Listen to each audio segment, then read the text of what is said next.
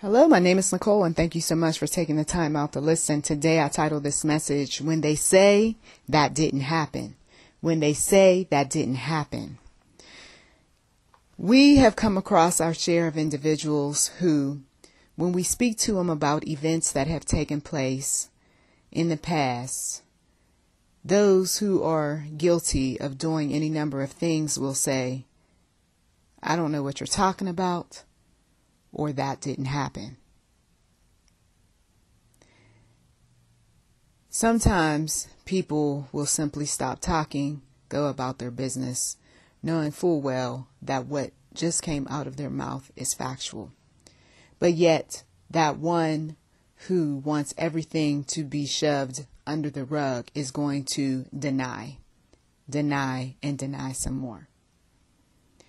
I spoke in the past about how there were times where I just simply shared information with someone and how the individual would say, I don't know what you're talking about. You must be mistaken. No, that's a lie. Things like that. There has been other times where I approached individuals about memories that came to mind. I don't know why the memories came specifically. I do remember a particular herbal remedy that I had taken for a long time. And one of the statements that was made on the back of the bottle was that this creates mysterious effects. There were some listed, but others weren't. And I was simply taking it for gray hair. Never dreaming that it was going to bring about these memories that I had suppressed. And when I looked back at diary entries where I did not feel comfortable stating everything that had taken place, but I knew up to a point what the day was like and some other things.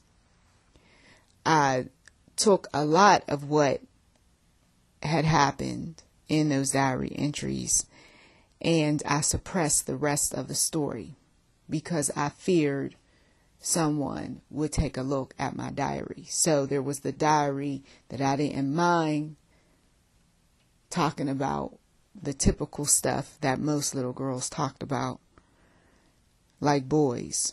But then there was the diary in my mind that I kept very organized. But I pushed it aside in a way because there was no need for that particular diary during a time in my life where I was in pursuit of a job, in pursuit of a degree, in pursuit of a relationship that would hopefully turn into a marriage. That's what was on my mind over the years. So to go about your life for over 3 decades, or almost 3 decades at that particular time, and have so much stored away, at some point, some things are going to leak out. Some things from the past are going to surface. Okay?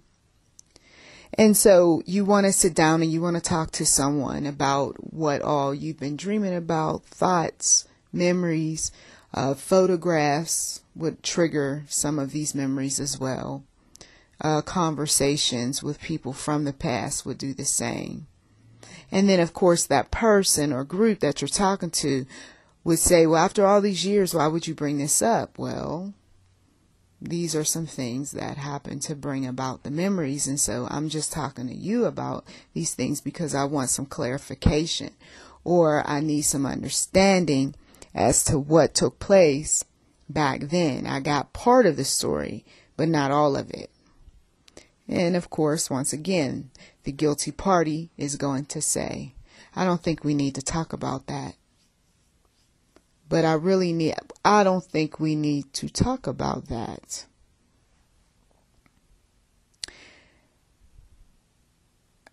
One of the worst things that a person can do to another human being is to make them feel like they are going mad when that is not what is going on with them. But if someone wants to cover up some lies, some secrets, some whatever that they have done or others have done to the person who is inquiring about these memories, they are going to say the types of things to make that person doubt what they are seeing, what they're experiencing. There are those controlling, abusive type of relatives, as well as so-called friends, who don't want people to ever get close to the truth. And they will work hard to keep you out of the light. I'm going to have to go there when it comes to spirituality, because a lot of times it's also happening, these past memories, because you are drawn near to the one true God and He is cleaning you up from the inside out. Okay. And so you start seeing faces. You start having flashbacks. You start to smell things. You might even go somewhere and relive a memory or two. And these memories might come very quickly, which make you feel as if you're going crazy, or the memories might come like pieces of a puzzle where you're putting them slowly but surely together. If you have people who are kind and considerate and patient and transparent with you, then you get to your healing faster. If you're around people who are secretive, argumentative, agents for Satan, to put it bluntly, then they are going to stop you from putting the pieces of your life story together. If they have played a part in the abuse, if they've played a part in covering up some things, if they played a part in vowing to never tell you the truth,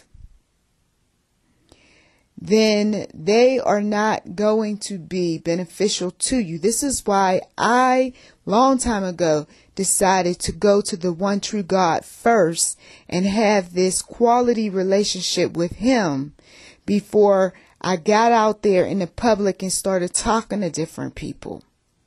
Before I started telling some serious things that was going on with me as well as those around me. Because I wanted to make sure that even when the demonic showed up and said, that's not true, that's incorrect, you don't know what you're talking about, within me, within the core part of me, there is no shaking that. I know it happened. I know you said this. I know you promised that. I recall this event and that one. And you see, when you got that quality relationship with the one true God, they cannot shake you. So when they recognize this sort of thing, depending on how bad a person wants you, they could do all sorts of things to get you hooked to them. This is where drugs and alcohol come into play. This is where they will get psychologists and psychiatrists and hypnotists and anyone else to try to get you to talk about your deepest fears, your deepest wants, your needs. Why? Because they're going to use all of that against you later in your programming or reprogramming. This happens on a minute scale all the way up into a major brainwashing campaign internationally, nationally. And if you are not, once again, in the know with the one true God, you will be swept away, blindsided, reprogrammed, and abused all over again. And is that what some of you all want? Because if I stay around my oppressors while I'm trying to heal, and they see that I'm trying to heal. My oppressors are going to get real clever and come up with a way to put my little thinking, my suggestions, my tips, my ideas, my rebellion against their establishment or whatever else in a box. And they've got to do it by getting you to do something that's so unorthodox, so ugly, or what have you, to the point where those who listen to you will not any longer. Nope, she's on drugs. That's contrary to what she believes in. Never connecting the dots that somebody put that person on those drugs. Oh no, I don't know what happened to her. All the good ones, they eventually fall, don't they? Yep. Oh well, can't listen to this one. Never putting together the dots that one has been hijacked in his or her mind. And that that's not her. You know that they have gotten to that one. You see. When you have people around you that try to get you to doubt what you've seen, what you heard, where you got information from, doubt even who you are dealing with the minions from the pit of hell. Because these are heartless individuals who are so dark and so disturbing that they would be so willing to take a person's identity away. They're operating with half a soul themselves, or maybe no soul. To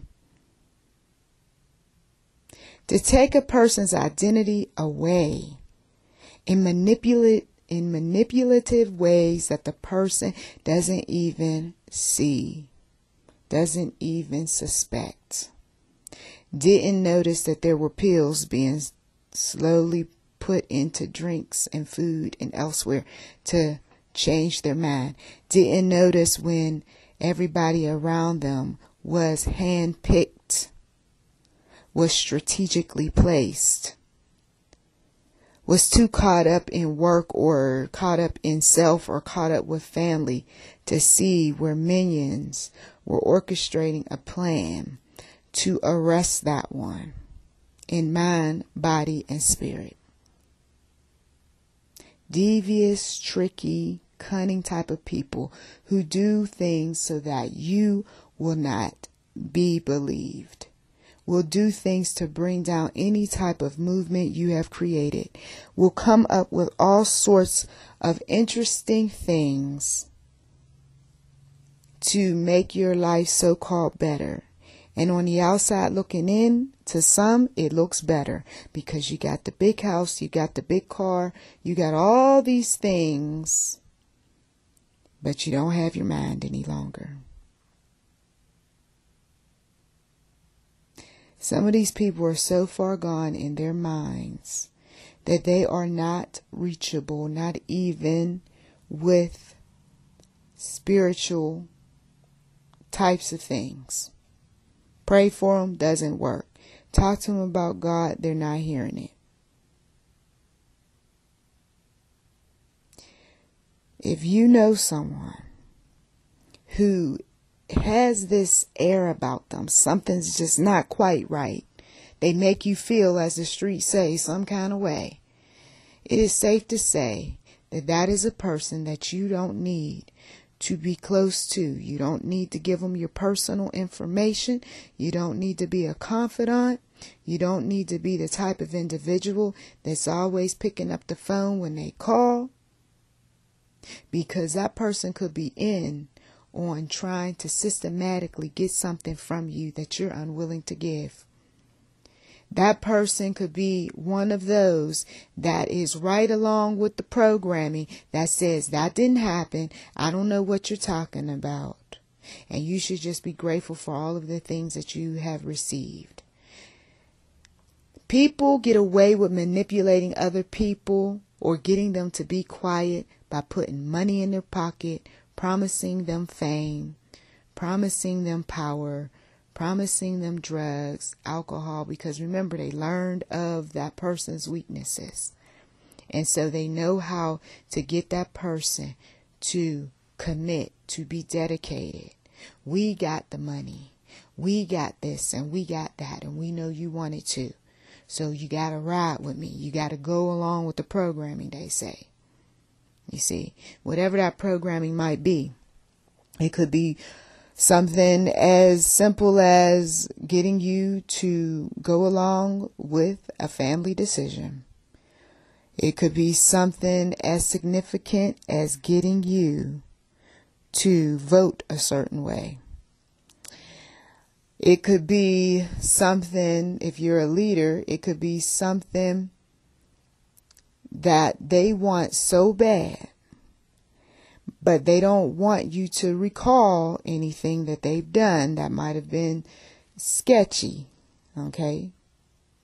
So they're going to not answer your questions, or they're going to distract you so that you don't ask any more questions. Or they may even go so far as to threaten you if you say one more thing about whatever they want you to keep your mouth closed about. These, my friends, are the handlers. These are your controlling individuals, your narcissists, your psychopaths. These are your devils. These are the ones that can use biblical scripture to get you to conform, to get you to forget about certain things, to get you to forgive, even when you don't feel like forgiving.